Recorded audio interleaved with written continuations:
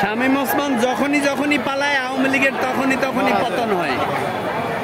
ও পারাইছে 30 তারিখ। ওই শালা তো খবরই বললই, ও তো বুঝছে যে কাহিনী তো শেষ, বুঝে গেছে। হাসিনা বুঝতে দেরি করছে।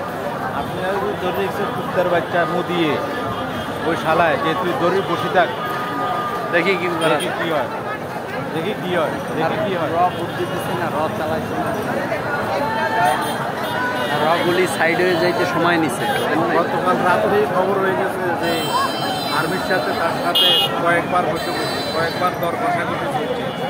দর কষাকষি এই কথা আমার নিরাপত্তা দিচ্ছে, আমরা কেন আমার নিরাপত্তা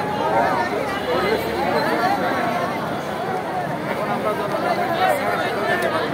কি সিদ্ধান্ত নেবেন জলদি নেন। তিন বাহিনীর প্রধান দলে বসছে না, বসছে তো। এনে কাহিনী হয়েছে আপনার ইন্ডিয়ান আর্মি আসছিল বিশেষ হেলিকপ্টারে, বিশেষ বিমানে আইসা বাংলাদেশ আর্মির সাথে কথা বলছে যে আমরা আমাদের সাথে তোমরা এমনভাবে করো, রেডি করো, আমরা তোমাদের সাথে কাজ করতে চাই। ঠিক আছে, এটা ক্লিয়ার। এই তথ্যটা আবার সাংবাদিক ইলিয়াস আলীর কাছে গেছে, এতে আবার কয়ে দিয়েছে যে কাহিনী এই, তার মানে তো ক্লিয়ার।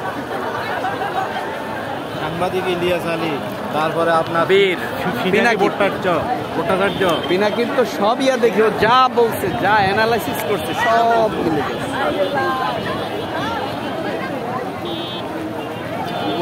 গণ অভ্যুত্থান দেখছিলাম না বয়সে, আমিও তো দেখি না, স্বৈর শাসনের যে কত জগদ্দল পাথরের মতো মানুষের বুকের মধ্যে চাপা দিয়ে রাখছে।